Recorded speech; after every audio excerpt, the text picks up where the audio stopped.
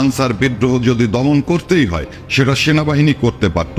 এর জন্য সাধারণ ছাত্রছাত্রীর ব্যানারে যে সন্ত্রাসীদেরকে সামনে আনা হচ্ছে, এর ফল শুভ হবে না। প্রিয় দেশবাসী, বাংলাদেশ একটি বিশেষ সময় অতিক্রম করছে।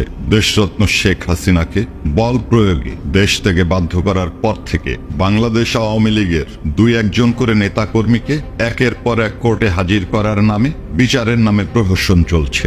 আপনারা দেখেছেন পুলিশ বাহিনীকে টপকে কিভাবে আমাদের প্রিয় নেতৃবৃন্দকে অবজ্ঞা ভরে টিম ছোড়া হচ্ছে, বিভিন্নভাবে বাংলাদেশ আওয়ামী লীগের নেতাকর্মীদেরকে হেনস্থা করা হচ্ছে। আসলে নেতাকর্মীদেরকে নয়, বাংলাদেশ আওয়ামী লীগকে একটি ঘৃণ্য সংগঠন হিসাবে তারা বাংলার বুকে উপস্থাপন করার অপচেষ্টা চালাচ্ছে। এই অপচেষ্টা কোনো অবস্থাতেই আমরা সার্থক হতে দিতে পারি না।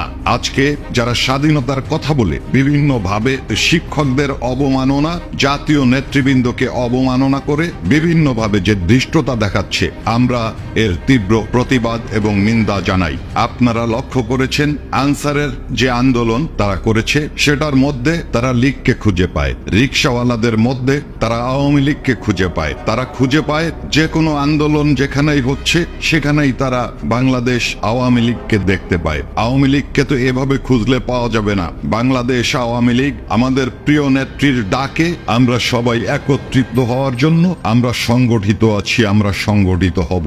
আনসাররা সারা দিন ব্যাপী আন্দোলন করেছে। বাংলাদেশের পুলিশ ছিল, বাংলাদেশের সর্বজন গ্রহণযোগ্য সেনাবাহিনী সেখানে উপস্থিত ছিল।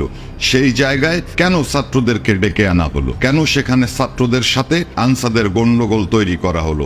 আনসার বিদ্রোহ যদি দমন করতেই হয় সেটা সেনাবাহিনী করতে পারত।